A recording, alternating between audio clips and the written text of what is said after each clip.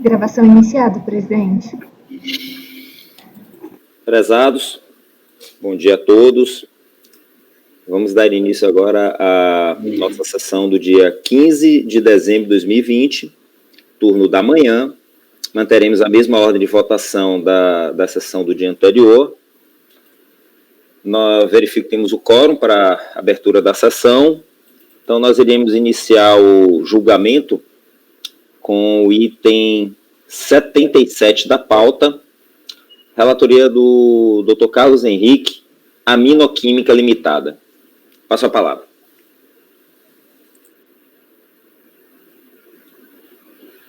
Colocando na pasta para vocês aí.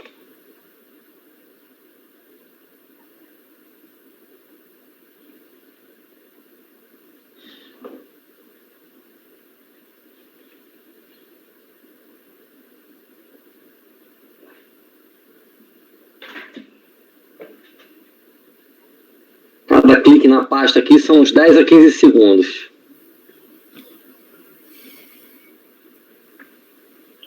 Vou até sugerir ao João Paulo, para quando ele abrir a sessão dele, ele não botar de novo, que é de novembro ou de dezembro, que é um clique a mais que a gente tem que dar, João.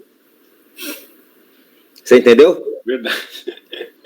A gente já está na pasta de novembro. Aí você abre novembro, tem a relação de todos os conselheiros. Aí quando a gente abre a sua pasta, você ainda bota novembro de novo.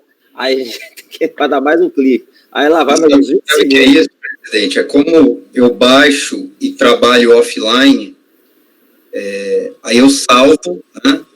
E aí quando eu salvo o arquivo, eu copio a pasta. E eu tenho que dar um nome para a pasta, né? Ah, tá.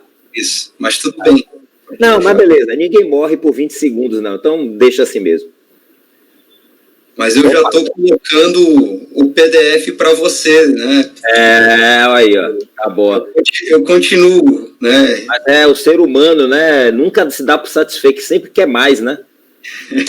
Você já Olha, esse processo vai ser ultra rápido. Também é um caso de intempestividade do recurso voluntário. Se eu não me engano, por um dia. E não tinha nenhum feriado, nada? Não. Deixa eu só ver as datas aqui para vocês conferirem. Ó, o AR de ciência do acórdão de piso tem uma assinatura posta em 28 de setembro de 2007. Foi lavrado as folhas 171, termo de perempção pela unidade de origem.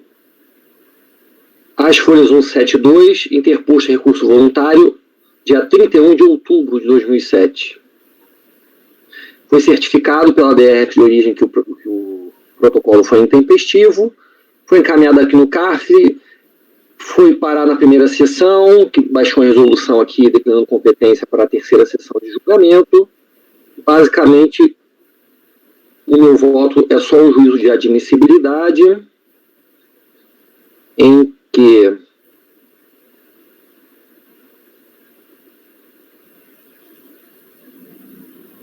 o AR está às folhas 169, ciência 28 de setembro. Foi uma sexta-feira, o início começou na segunda, dia 1º de outubro de 2007.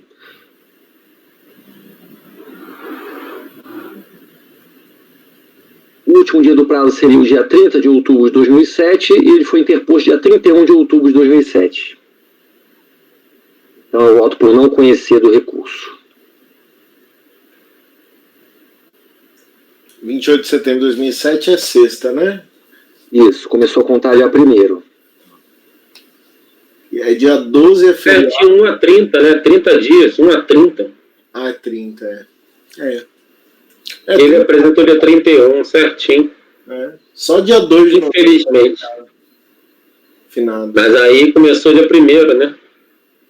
Infelizmente ele chorou. Talvez tenha dado alguma confusão aí para ele. Bom. Viu, Lázaro? O Marcos Fazenda também fala infelizmente, viu? O Lázaro fica bravo que às vezes eu volto e falo infelizmente eu vou negar provimento. Ele acha o cúmulo isso. Não, porra, mas eu fiquei triste também. Coitado, por um dia. Um dia. Mas depende, caso você fez a análise toda do mérito, você já sabia que você ia votar no caso dele. Não, tô brincando. Bom, acorda os membros do colegiado, por unanimidade de votos, em não conhecer do recurso. Próximo item para ser julgado, nós vamos para o item 79 agora, peço a todo mundo que vai para o item 79 da pauta, que é o Hospital São Bernardo, relatoria do conselheiro Ronaldo, com a palavra. Já está na pasta? Está na pasta. É o 01. Termina com 01. Só tem ele aí, né?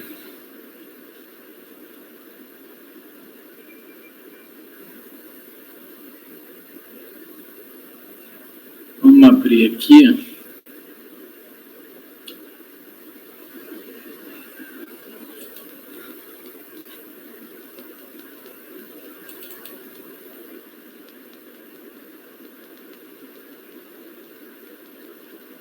Peraí, está demorando a abrir aqui o meu.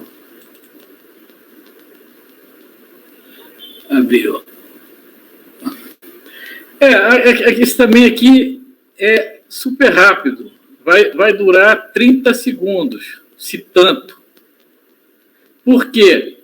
O contribuinte entrou com a petição denominada recurso voluntário, mas só para dizer que estava concordando, estava desistindo, porque já vislumbrava que o seu pleito ia ser indeferido. Vamos lá direto no voto, que eu resumo isso aí, em menos de meia página. Na verdade, a recorrente não contesta qualquer aspecto da decisão ACOR. Ao contrário, comunica, vide relatório acima, que a empresa decidiu recolher os valores dos débitos cujas compensações não foram homologadas, pois, nas suas palavras, concluiu que o processo seria indeferido. Desta forma, não havendo expressa discordância da recorrente com alguma razão ou fundamento do acórdão recorrido, mas apenas informação de que já efetuou os recolhimentos devidos, resta a este colegiado reconhecer que a recorrente desistiu do contencioso e declarar a definitividade da decisão ACOR. Por todos os fundamentos expostos, voto no sentido de não conhecer do recurso, quer dizer, daquilo que ele chamou de recurso. Né? Alguém diverge? Acorda os membros do colegiado por unanimidade de votos em não conhecer do recurso. O item 80 da pauta, o 81, 82, 83, 84, 85, 86 e 87, todos esses itens foram retirados de pauta por solicitação do contribuinte da PGFN. Então, nós iremos agora para o item 78, Renault do Brasil, ainda com a relatoria do conselheiro Ronaldo. Passo a palavra.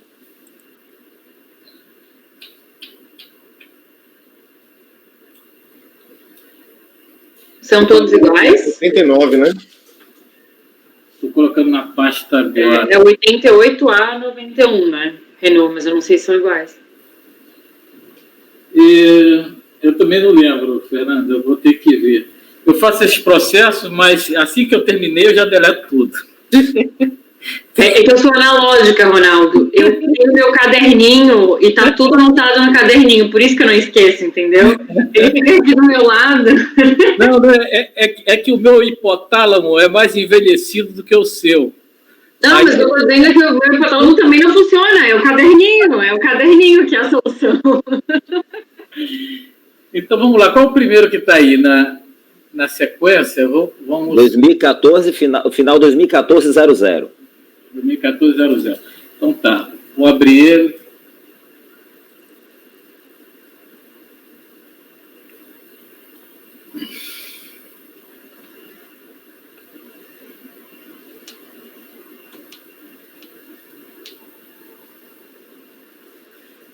Aqui eu estou aplicando uma nulidade nesse 00. Não sei se todos vão seguir isso. Eu acredito que não. Então, vamos dar uma olhada direto no voto. Depois eu volto aqui para recuperar se suscitar dúvida, né? Verifica-se nos autos, conforme admitir a autoridade ACOR, que Observe esse ponto aqui, que a autoridade acorda que a retificação da DCTF ocorrera antes da ciência do despacho decisório. A retificação da DCTF ocorreu antes do despacho decisório. De um lado, a DCTF retificadora é de 3/12/2013, onde se declara a folha 49, valor de pagamento com DAF de R$ 1.949.000 para o débito de PIS, com o DAF de valor total R$ 1.995.000, resultando o saldo de R$ 46.000. De outro lado, o despacho decisório foi emitido em 4/7/2014, bem depois, e cientificado em 18/7/2014. No entanto, o despacho decisório considerou, para fins de confirmação do crédito declarado no PERDECOMP, a DCTF anterior, conforme se verifica do conteúdo do próprio despacho decisório. O fato acima narrado viciou o processo desde a apreciação da autoridade fiscal local, pois a PERDECOMP deveria ser confrontada com a DCTF retificadora, com o primeiro passo de análise. Mas não foi. Foi com aquela outra que já tinha sido retificado, antes do despacho. Resultou daí cerceamento de defesa do contribuinte, pois o juízo da autoridade para indeferir o pleito fora condicionado por tal equívoco. Quer dizer, também não estou dizendo aqui, é claro que isso é feito com despacho eletrônico, estou dizendo que só porque está combinando com a DCTF tem que deferir ou não, mas pelo menos o primeiro passo é esse. Se quiser investigar mais, é direito da autoridade local. Agora, não pode a partir de uma DCTF que já foi retificada antes. A restrição do direito de defesa implica nulidade do despacho decisório, prejudicando os atos posteriores dele consequentes, a teor do que dispõe o artigo 59 do decreto 70.235, inclusive o parágrafo 2º aí, na declaração de nulidade, a autoridade irá usar os atos alcançados, quando puder decidir do mérito, mas não é o caso aqui de poder decidir do mérito. E assim, por não ser possível decidir desde já do mérito a favor do sujeito passivo, sob pena de supressão de instância e de exclusão do necessário juízo da autoridade local acerca da certeza e liquidez do crédito pleiteado, a nulidade do despacho decisório deve ser declarada e outro deve ser proferido, seguindo o processo a partir daí seu curso normal. Por todos os fundamentos expostos, voto no sentido de declarar a nulidade do despacho decisório, cancelando os atos subsequentes. Esse é o voto. Obrigado. Doutor Marcos, por favor. Esse é um procedimento que a gente tem adotado lá na turma extraordinária, exatamente nesse sentido que o conselheiro Ronaldo consubstanciou no seu voto, para determinar que seja feita a análise pela unidade de origem, declarar a nulidade daquele despacho e proferido um novo despacho decisório. Eu já vi, inclusive, outras decisões, especialmente até na primeira sessão do CARF, nesse sentido também, tá? É só para corroborar o que o doutor Ronaldo colocou no seu voto. E já adiantando o meu voto, eu acompanho. Tá? Oswaldo. É que esse caso é um pouquinho diferente dos demais casos que nós votamos, né? Na verdade, é diferente em que sentido? Nos outros casos, ele tinha uma tese e atrás da tese tinham documentos. A fiscalização só analisou a tese e não analisou os documentos. Nesse caso, realmente, a fiscalização ela simplesmente errou na análise. Análise incorreta, ponto. Não é que ela tem uma tese diferente que impede de chegar ao mérito. Não, ela simplesmente errou, não vê que existia uma DCTF retificadora antes do despacho decisório. Um erro. É um erro de julgamento, um erro prejudicando. Então, nesse caso, eu acho que o ideal mesmo é declarar a nulidade do processo administrativo. Foi o voto que eu falei com vocês mais cedo, né, da turma da conselheira Gisele Bessa, E era exatamente nesse sentido aí também, de declarar nulidade, retornar e seguir o rito processual normal, voltando para a DRJ. É bossa. Ok. Então, desculpa, fala, Fernanda. Não, o Léo corrigiu, é Gisele Bossa. Bossa Nova? Gisele Bossa? Ou bolsa, não sei. Bossa, tá. Desculpa, achava que era Bessa. Ok. Bom, alguém diverge? Acorda os membros do colegiado. Só uma dúvida. Ronaldo, foi pedida a nulidade? Foi pedida essa nulidade do despacho decisório ou você acolheu de ofício? Ou você decretou de ofício? Eu acho que eu estou decretando de ofício, mas posso examinar aqui de novo? Deixa eu dar uma olhada. Outra coisa que eu estava olhando, 88, 89 e 91 são iguais. A 90 é o único item que é diferente. Ótimo, Fernanda, valeu.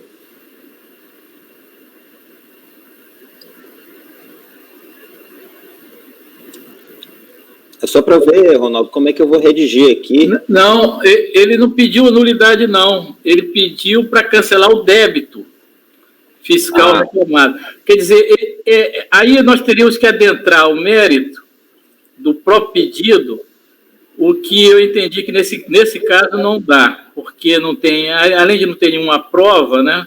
Não tem o juízo aí da autoridade local sobre a DCTF retificador. Ele não pediu, enfim. O que ele está pedindo é o que ele pediu mesmo no pedido original dele de reconhecimento de crédito para fins de compensação, né?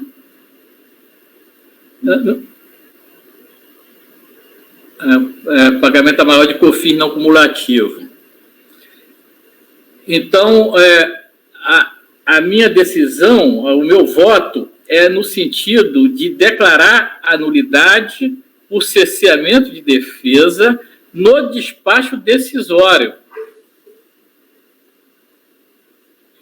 E, por conta disso, o processo prosseguir a partir de um novo despacho decisório. Aqui são aqueles problemas decorrentes da celeridade, né? É por isso que a gente não pode absolutizar nenhum tipo de princípio, né? A celeridade é ótimo, mas de vez em quando dá essas derrapadas e acaba o processo tendo que voltar, quer dizer, uma celeridade que... Ok. Então, vai ficar para o item 88, proclamação do resultado. Acordam os membros do colegiado, por unanimidade de votos, em dar provimento parcial ao recurso para declarar, de ofício, a nulidade do despacho decisório. Olha, já estou verificando que o 22 é igual, esse que termina com 22. Eu acho que é o 89 e o 91 são iguais, pelo que eu vi. Só o 90 que é diferente, que é a admissão temporária. Exatamente, Fernanda, é isso mesmo. E o final é o 24. Agora eu lembrei. Exatamente. Nós temos, então, 3 iguais e um diferente. É o 90. Esse diferente é o que termina com 24. 24. Então, vamos lá. Bom, então, o resultado de provimento parcial para declarar de ofício a nulidade do despacho decisório irá se estender também para os itens 89 e 91 da pauta. Ok.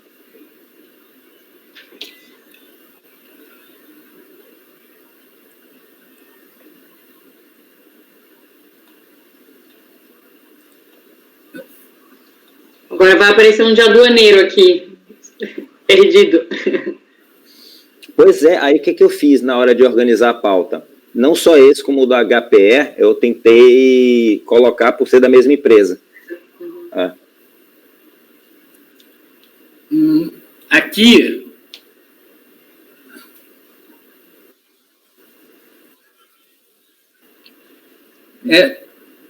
processo aduaneiro de admissão temporária, e é um descumprimento de prazo.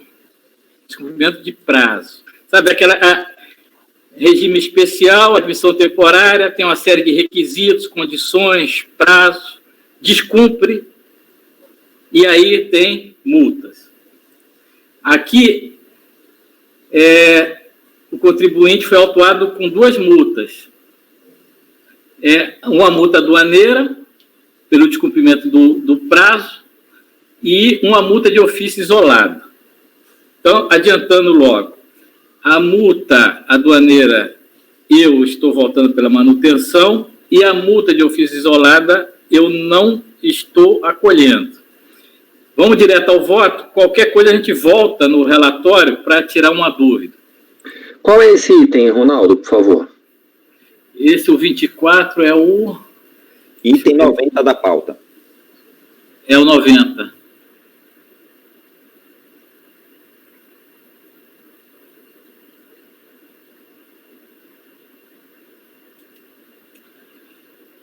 Então,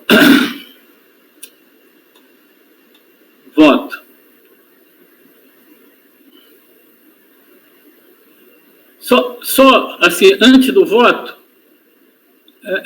não, vamos direto para o voto, porque eu faço um resumo aí. As multas aplicadas pela autoridade aduaneira são as seguintes. Primeiro, multa por descumprimento de requisitos do regime de admissão temporária sobre o valor aduaneiro com base no artigo 72, inciso 1, da Lei 10.833/03. Aí depois vem uma sequência de multas de ofício, cada uma sobre um tributo diferente. Multa de ofício isolado por violação de prazo de permanência do citado regime sobre o valor do imposto de importação.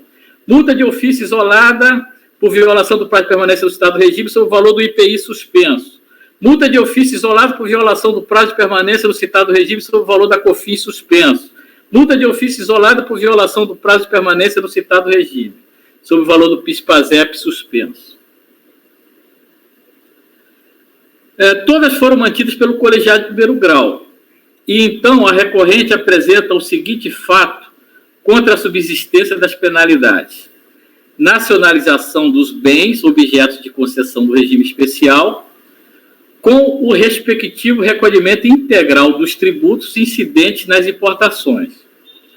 Adicionalmente, discorre sobre o princípio da proporcionalidade, do não confisco, da vedação do bis in idem, da proteção da propriedade privada e da liberdade econômica. Ou seja, um mundo acadêmico, né? Quanto à nacionalização dos bens objetos de concessão do regime de admissão temporária, de fato, está devidamente comprovado nos autos, conforme se constata as folhas 117 e seguintes. Quer dizer que os bens já foram nacionalizados. O douto relator, no acórdão, ora recorrido, admitiu ter havido a nacionalização, mas apontou a extemporaneidade do ato. Aí parece-me incontroverso, isso o acórdão recorrido.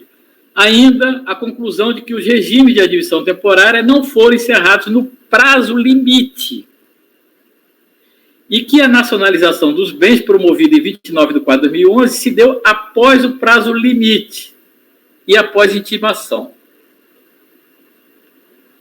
E a recorrente não contesta que a nacionalização se deu após o prazo. Ao contrário, o admite, embora não considere. Então, está todo mundo concordando que houve um descumprimento de prazo. Ou seja, o fato de a nacionalização do bem ter sido realizada de forma extemporânea, isso é a própria recorrente, não anula o fato de que a mesma ocorreu e o pagamento dos tributos incidentes foi devidamente realizado, conforme já comprovado. Aí digo eu, o problema é que a nacionalização não tem o condão de sanar a posteriori a violação do prazo fixado. A hipótese não é contemplada na legislação. Então, a gente cita aí o decreto, que é o regulamento aduaneiro. O regime, a admissão temporária, suspensão total do pagamento, durante prazo fixado.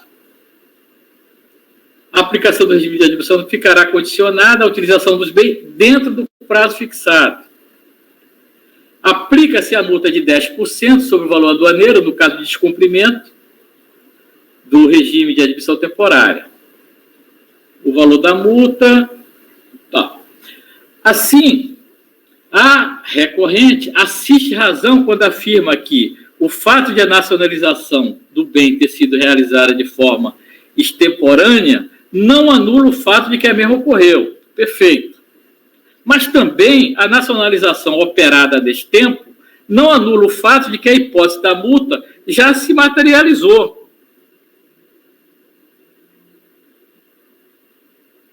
O CARF, em jurisprudência farta e remansosa, alinha-se no mesmo sentido. Nós vamos ter alguns despachos aí de alguns conselheiros já conhecidos aqui dessa turma. O primeiro aí da relatoria do doutor Leonardo. O segundo de Cíntia Helena de Campos, essa eu não conheço. E outro do Diego Diniz Ribeiro. Quanto às multas de ofício isoladas lançadas, entendo incabível no caso, pois os tributos já foram constituídos, embora com suspensão do pagamento na importação sob a proteção do regime especial. Então, cabível tão somente a execução do termo de responsabilidade com os acréscimos legais, conforme a legislação específica disciplina. O termo de responsabilidade é o documento, são constituídas obrigações fiscais. Não cumprido o compromisso assumido no termo, o crédito nele constituído será objeto de exigência com os acréscimos legais cabíveis.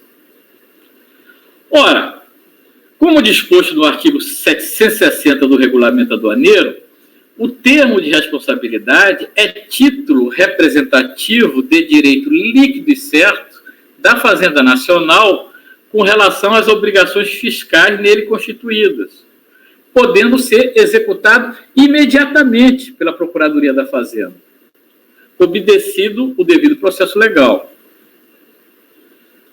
O decreto, aí eu cito o decreto, para dizer justamente isso, que a Procuradoria pode executar o termo. Dessa forma, entende-se que a situação equivale a tantas outras vigentes no ordenamento, DCTF, DECOMP, parcelamento, onde a declaração do contribuinte, com força de confissão de dívida, autoriza a inscrição do débito declarado em dívida ativa para a imediata cobrança pela Procuradoria da Fazenda Nacional, não se cogitando de adicional aplicação de multa de ofício isolada, porque as hipóteses previstas no inciso 1 do artigo 44 não se materializam no caso vertente, pois a falta de pagamento ou recolhimento encontrava-se amparada no regime de suspensão de admissão temporária, não sendo o caso ainda de falta de declaração ou declaração inexata. Esse é o raciocínio que eu faço.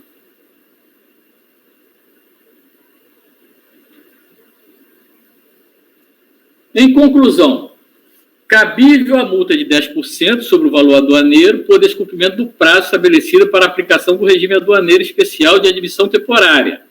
Incabível a multa isolada por inaplicabilidade do enquadramento legal referente à multa de ofício de 75% do artigo 44, inciso 1 da Lei 9.430/96. Que, na realidade, a autoridade fiscal autuante combinou 44 com 43 para lançar essa multa de ofício isolado.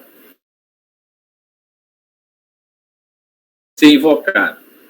Do exposto, voto por conhecer do recurso e no mérito dar-lhe provimento parcial para manter a multa por descumprimento do regime especial e cancelar as multas de ofício isoladas. Artigo 43 e 44, inciso 1 da Lei 9.430. É o voto, presidente. Obrigado, Ronaldo. Conselheiro Oswaldo, com a palavra. Eu vou divergir num ponto. Na verdade, o termo de responsabilidade que o contribuinte assina, ele assina o termo de responsabilidade pelos tributos. Até porque o que supõe-se que ocorre, mas aí não é tão pacífico assim, o que supõe-se que ocorre é o fato gerador dos impostos arancelários, os impostos aduaneiros. Então, o II, o IPI, o PIS e a COFINS. Ou seja, na verdade, as multas, elas não são lançadas e nem descritas em termos de responsabilidade. E nisso você pode, primeiro porque não ocorreu, Você não pode lançar algo que não encontra respaldo fático. E o segundo ponto é que, se você for olhar o artigo 97, parágrafo 2º da Instrução Normativa RFB 1600 de 2015, ela dispõe o seguinte: do TR não constarão valores de penalidades pecuniárias e decorrentes de multas de ofício, que serão objeto de lançamento específico no caso de descumprimento do regime pelo beneficiário.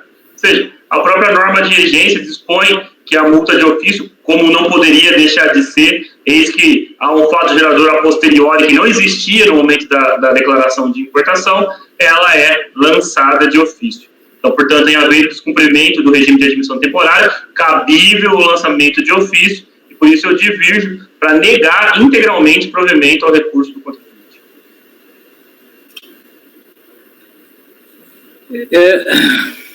Você está se baseando na IN para lançar a multa de ofício? Não só na IN, o meu raciocínio termina na IN. O meu raciocínio começa... Vamos adotar por um momento a teoria do cruzamento em impostos aduaneiros, tá? Então, quando nasceu o fato gerador desses tributos aduaneiros? Nasceu no momento do registro da declaração de importação, ou nasceu no momento do cruzamento da fronteira, para quem assim defende. Nasceu no momento que cruzou a fronteira. Então, você nasceu a obrigação tributária e nasceu ali o crédito tributário. Então, é por isso que se exige que o campo complementar da declaração de importação assine um termo de responsabilidade com os tributos suspensos. Ou seja, ocorreu a obrigação tributária, nasceu o crédito tributário, mas não há o pagamento, não há o desembolso, pelo simples fato de que há um regime que é dito de suspensivo. Diferente do que ocorre com a multa de ofício. É impossível você exigir um termo de responsabilidade por uma multa de ofício, simplesmente porque não ocorreu no mundo dos fatos a hipótese que cria a multa de ofício. Não ocorreu o atraso. E confirma o meu entendimento, vem a confirmar o meu entendimento, a IN. Ou seja, a IN é só a pontinha. Não, perfeito. É claro que no termo de responsabilidade nunca vai conter multa de ofício. Né? O termo de responsabilidade é como se fosse o contribuinte assinar uma garantia que ele vai cumprir aquele regime especial. O termo de responsabilidade que ele está assinando dá à administração um título executivo. Não se trata de multa. Agora, quando ele descumpre o regime, a questão é a seguinte: o descumprimento do regime suscita a aplicação de multa de ofício. Qual é a IN que você está se baseando, Oswaldo? IN 1600 de 2015, artigo 97, parágrafo 2º. É a IN que trata da admissão temporária. Enquanto vocês dão uma olhadinha aí na IN, eu vou passar a palavra para a Fernanda. É que eu acho que assim, tem que ter um meio termo entre vocês dois, que são alguns esclarecimentos de fato. A questão é, quando chega no final do regime de admissão, você não renova, você não pode renovar, você tem que tomar uma daquelas 3 providências, né? Reexportar, despachar para consumo, né? Ou destruir. E você tem um prazo para fazer isso. Ou transferir de regime. Se você não faz naquele prazo... Oi? Ou transferir de regime. O transferir de regime. Se você não faz naquele prazo, que ele é o prazo da lei, você vai ser notificado para regularizar a situação em 30 dias. Se mesmo depois disso você não fizer nada, aí você vai estar em mora. Então, a minha pergunta para o Ronaldo é, ok, acabou o regime, mas em que momento ele fez o pagamento? Em que momento ele regularizou essa situação e ele extinguiu o regime? Ele fez uma nacionalização posterior. Mas posterior quando? Aí tem os dias aí, eu cito... Para mim isso é relevante, porque, via de regra, eu vou votar com você. Mas se você me provar que essa nacionalização ela foi posterior a todas as notificações, todos esses prazos, Aí sim eu consigo conceber a questão da multa de ofício. Mas eu não acho que ela seja uma multa automática, porque existem alguns casos, alguns procedimentos práticos nessa extinção do regime e que a própria Receita te dá algumas chances de você regularizar antes de realmente exigir multa. Fernanda, aí logo no voto, quando eu cito o relator no acordo recorrido, ele diz aí: a nacionalização dos bens promovida em 29 de 4 de 2011 se deu após o prazo limite do regime em 24 de 11 de 2010 e após a intimação que procedia à execução do termo de responsabilidade. Foi bem depois. O problema aqui, que eu não estou vendo, é que a IN, que o Oswaldo está se amparando para defender a multa de ofício, ela não está dizendo que tem que aplicar a multa de ofício, ela está dizendo que realmente não vai constar no termo de responsabilidade. Mas isso é uma platitude. O termo de responsabilidade não vai conter multa de ofício, nenhum tipo de multa. Não, o problema, na verdade, você tem um problema seríssimo. O problema é saber se cabe ou não cabe aplicar a multa por descumprimento do regime, multa de ofício isolada.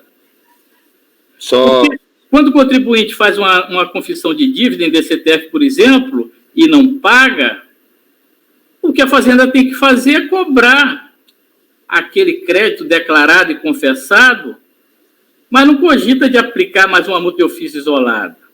Já cogitou em outras eras. Vou passar a palavra na seguinte ordem, tá? Primeiro o Oswaldo, depois o Carlos Henrique, finalizando com a Fernanda. São duas coisas. Bom, não sei o número exato, mas eu vou falando. Primeiro, a Fernanda tem absoluta razão, se fosse dentro dos 30 dias, mas eu já tinha sacado pelo relatório que não era dentro dos 30 dias, um ano depois. Segundo, a decisão sobre, na verdade, a incidência ou não de multa de ofício, a especificidade de lançamento de multa de ofício ou não, decorre da decisão do Supremo, simplesmente que dispõe que a DCTF é uma forma de lançamento por homologação. Então, se o contribuinte declara e não paga, isso já constitui simplesmente a mora, independentemente de qualquer lançamento. Aqui nós estamos tratando de um caso absolutamente diferente. E aqui nós estamos tratando ainda de um caso em que houve 100% pagamento a destempo. Por que olha como faz sentido o prazo de 30 dias. Você faz a declaração dos tributos, isso é suspenso, ou seja, não existe mora. Quando encerra o prazo do regime de admissão temporária, a fiscalização diz assim para você: amigo, você tem que pagar. Se você não pagou, está ali a mora. Você, a partir daquele momento, incide todos os consectários da mora, inclusive a da multa por lançamento de ofício. Os 75% do tributo pago a destempo. É como qualquer outro tributo pago a destempo. Está pagando a destempo, tem que pagar com a multa moratória. Multa de ofício. Um segundo, o Carlos tinha pedido a vez, tinha pedido a palavra antes. Logo depois você pode falar, tá? Olha, tudo que está sendo falado aqui está ipsis literis na IN 1600/2015. Tanto em relação ao descumprimento, à intimação passados 10 dias, em 30 dias, e essa questão até que a Fernanda colocou, ela serve para multa de ofício, não serve para de 10%. Porque mesmo tendo um prazo lá de 30 dias para adotar a providência, já está caracterizado o descumprimento, mas realmente não está ainda caracterizada a exigência do tributo, uma vez que ele poderia pedir outro regime ou nacionalizar, etc.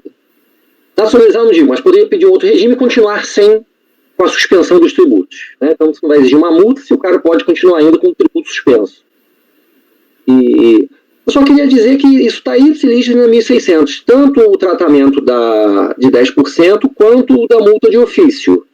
E me parece claro, como o Oswaldo colocou, que as duas são exigíveis. Eu posso até ler aqui, se alguém quiser, que depois desse prazo de 30 dias, no artigo 53, decorrido o prazo de 30 dias para reexportar ou despachar para consumo, não tendo sido adotada nenhuma das providências, ele ficará sujeito, além da multa de 10%, a cobrança dos tributos, com pagamento suspenso, com juros de mora, a contar da data de registro, e, inciso 2, ao lançamento da multa de 75% sobre a totalidade ou diferença de imposto de contribuição. Entendeu? Então, acho que para mim é bem claro, de acordo com a legislação aduaneira, que incidem as duas multas aí no caso. Então, eu queria colaborar. Fernanda. Não, perfeito, era só isso. Que para mim a questão não era a incidência, a questão era a gente verificar as datas para ter certeza. Para mim isso era um ponto de análise importante. Mas se você, eu até estava procurando aqui, eu estava meio confusa, mas se vocês já viram, e de fato já passou desses 40 dias no caso, né? Que é os 30 mais 10 das notificações, então não tem que discutir. Eu entendo que as duas são cabíveis mesmo. Perfeito. Assunto bastante debatido, né? Que bom. Vamos iniciar o regime de votação, então. Carlos, como vota? Eu voto com a divergência aberta pelo conselheiro Oswaldo pela negativa total de provimento do recurso. Obrigado. Oswaldo, negativa de provimento total? Isso? Negativa de provimento total. Ok, obrigado. Conselheiro Marcos? Eu acompanho a divergência. Ótimo. Fernanda? Acompanho a divergência. João Paulo? Acompanho a divergência. Leonardo? Divergência. Eu também acompanho a divergência. Acordam os membros do colegiado por maioria de votos em negar provimento ao recurso, vencido o conselheiro Ronaldo Souza Dias, relator. Designado para redigir o voto vencedor, algum candidato? Só um detalhe, Lázaro, o relator está dando parcial provimento, tá bom? Então a gente... ele só foi parcialmente vencido. Isso, porque ele estava dando provimento em relação às multas de ofício. E negando provimento em relação às multas de ofício. Às multas de ofício. Isso. Verdade. Só para você retificar aí a decisão na ata.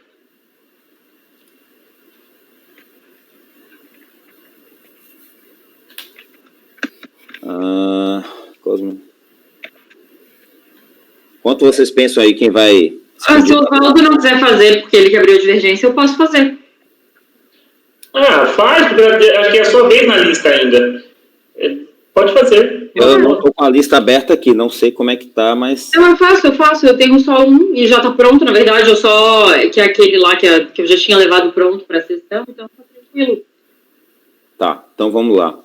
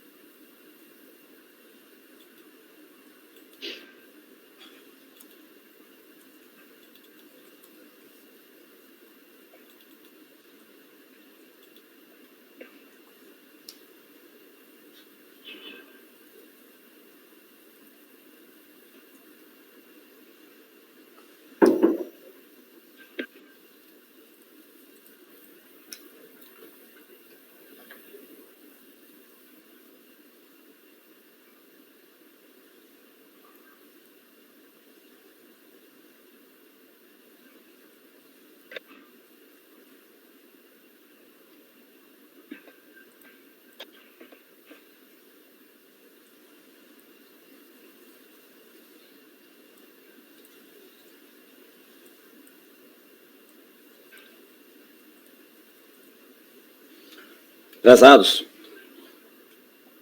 item 90 da pauta. Resultado: acordam os membros do colegiado, por maioria de votos, em negar provimento ao recurso, vencido o conselheiro Ronaldo Souza Dias, relator, que votava por dar provimento parcial para cancelar as multas de ofício isoladas. Designada para redigir o voto vencedor, a conselheira Fernanda Vieira Cotizias. Ok?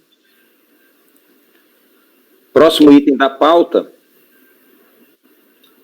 item 92, que é o mesmo recorrente, Usinas Reunidas Seresta, para os itens 92, 93, 94 até 98. Itens 92 até 98, relatoria do conselheiro Carlos Henrique. Passo a palavra. Isso é tudo igual. E é igual também a alguns que a gente já julgou umas 2 ou 3 sessões atrás. Deixa eu abrir aqui. Tá tudo na pasta aí. Começar pela primeira, final 64.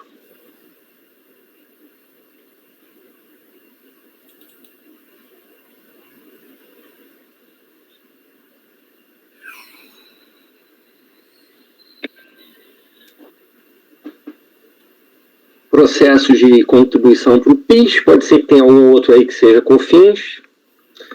E basicamente nem todos eles se discute o seguinte. Primeiro, a argumentação de que não se poderia revisar a base de cálculo mediante glosa, etc., após decorridos 5 anos. Que teria acontecido a decadência. Tem súmula sobre isso? Tem, né? Sustenta que, por ter sido cientificado do resultado da ação fiscal em agosto de 2011, qualquer direito creditório anterior a setembro de 2006 não poderia ter sido analisado, por ter superado o prazo decadencial de 5 anos em relação aos tais períodos, seriam imutáveis os saldos respectivos da conta. Então, a alegação não merece acolhida, porque ele confunde, né, o prazo para constituição de crédito tributário de 5 anos com aquele de 5 anos para análise das declarações de compensação da Lei 9430, cujo termo inicial é a data da transmissão e entrega da declaração. E que até segundo a súmula CARF 159, não é necessária a realização de lançamento para glosa de ressarcimento de PIS e COFINS não cumulativos, ainda que os ajustes se verifiquem na base de cálculo das contribuições. Então, nesse ponto está acertada a decisão de piso e, de rigor, a rejeição dessa preliminar. No mérito, como se trata de insumos, basicamente a gente tem o seguinte: EPI, material de limpeza, material de construção, material de manutenção de motocicletas e veículos leves, material de comunicação, ferramentas e suas partes, prestação dos serviços de construção civil, transporte de pessoal, manutenção de veículos leves e serviços de comunicação. Tem toda aquela questão sobre o ônus da prova e conceito de insumo. Glosas de EPI, item 3.3.1, já as glosas específicas. EPI dispensa comentários, né? A relevância deve ser revertida a glose. Certíssimo. Adubos ou fertilizantes classificados no capítulo 31 da NCM e suas matérias-primas.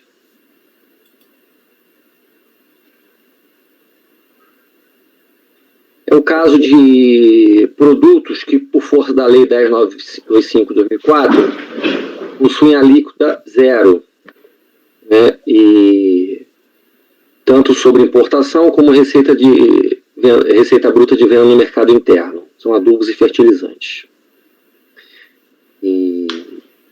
Ou seja, não houve recolhimento das contribuições, logo, de acordo com a sistemática da cumulatividade vigente, de imposto contra imposto, não houve valor pagar de contribuição à entrada, não se pode apurar o crédito para a saída. Ainda que no caso concreto o recolhimento tenha de fato ocorrido por erro do fornecedor não contestado pelo adquirente. Neste caso, o remédio para a correção deve se dar pela via da restituição e não do creditamento. Sim, é o contrário do que aprendeu. Opa! Contudo... aqui é a parte de EPI, no critério da relevância. Então, esse item 3.3.1, eu estou revertendo a glosa em relação à EPI e mantendo a glosa em relação a esses produtos que estão sujeitos à alíquota zero. No item 3.3.2, trata-se das demais glosas, porque foram tratadas assim em conjunto até então. Eu estou aplicando, considerando o processo produtivo da usina de produção de álcool, eu estou aplicando aqui o nosso conceito de sumo, parecer COSIT número 5, afastando todas aquelas, aquilo que deveria ter sido creditado por depreciação em construções e benfeitorias, através de, seria manutenção predial, etc., serviços de construção civil, na verdade, algumas ferramentas, não sei se vou entrar aqui. Além disso, não são considerados insumos os itens destinados a viabilizar a atividade de mão de obra empregada pela pessoa jurídica, o que frustra a pretensão de creditamento sobre despesas com transporte de pessoal para a lavoura ou com veículos leves utilizados pelos agrônomos. E deve-se consignar ainda que a recorrente se refere aos itens de glosa apenas genericamente, fazendo referência apenas à conceituação de insumos na legislação e na jurisprudência, sem se desincumbir do ônus de demonstrar como se dá o emprego de cada um deles no seu processo produtivo específico, de modo a viabilizar a pretendida análise de sua essencialidade ou relevância. De se reconhecer, pois, a carência probatória.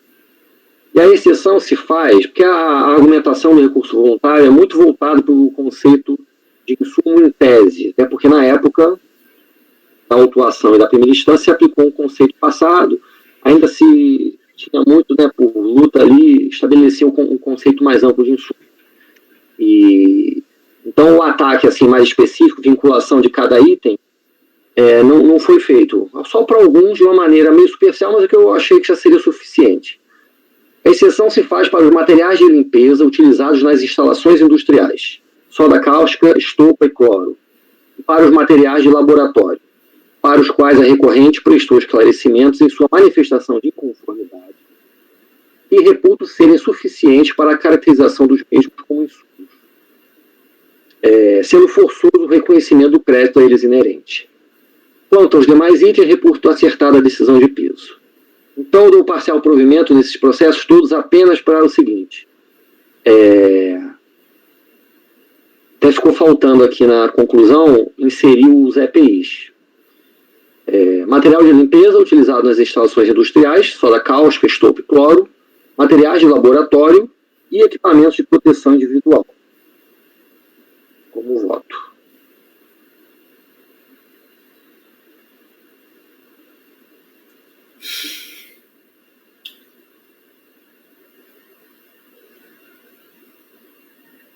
Está sem áudio. Alguém diverge? Não? Acordam os membros do colegiado, por unanimidade de votos, em não conhecer... Desculpa, peraí. Eu anotei alguma coisa errada aqui.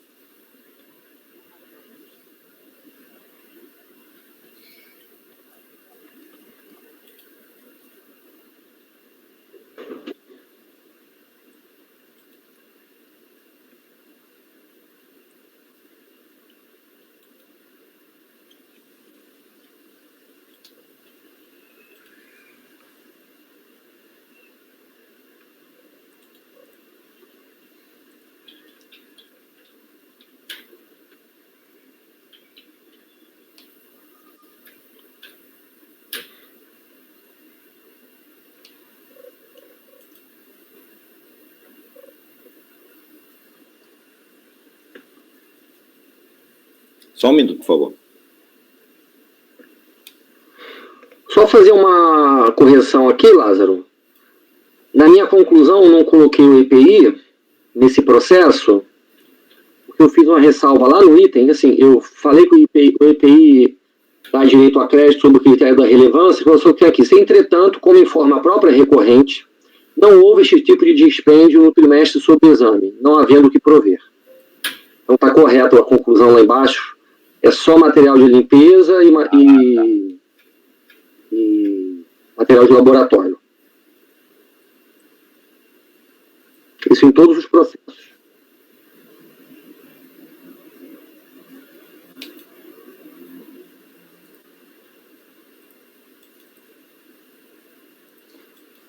Ok.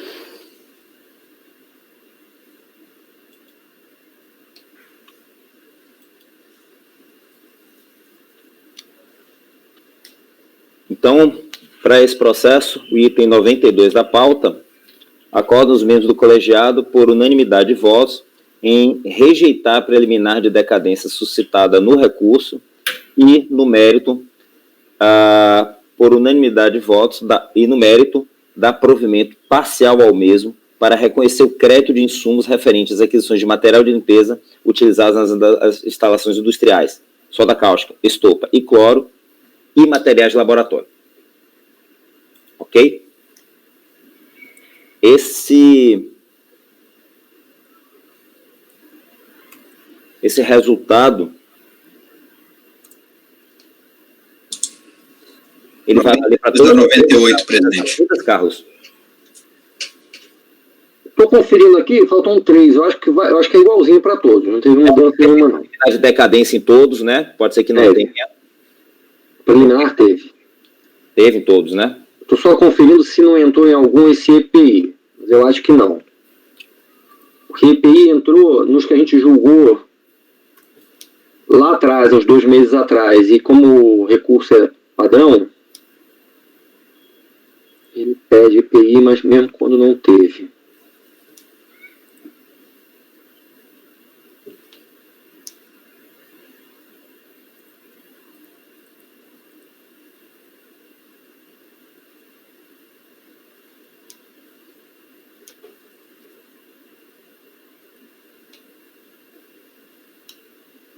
Pelo que eu vi, não tem diferença nenhuma não, Lázaro. São todos idênticos mesmo. Ok. Então, esse resultado irá se estender para dos itens 93, o resultado do item 92 irá se estender para os itens 93 até 98 da pauta. Ok? O item 99, Venax, ele, na verdade, já foi julgado um processo semelhante a ele. Idêntico. Para COFINS, e esse aqui, no caso, é para PIS. Só muda o tributo, mas mesmo período, mesmas condições. É a relatoria da conselheira Fernanda. Vamos só ver qual foi o resultado lá. Foi provimento. Porque era uma questão de tributação de crédito presumido de IPI, crédito de CMS, como parte da base de cálculo do PIS da COFINS. Nós entendemos que não, né, pelo critério do STF. Perfeito. Então, para o item 99 da pauta, Venax Eletrodomésticos, o resultado proclamado acordam os membros do colegiado por unanimidade de votos em dar provimento ao recurso. Ok? Com isso, fica restando apenas um item dessa pauta, será discutido oportunamente com a videoconferência. Vou pedir ao Leonardo e à Patrícia para encerrar a gravação nesse momento. Também estou encerrando aqui.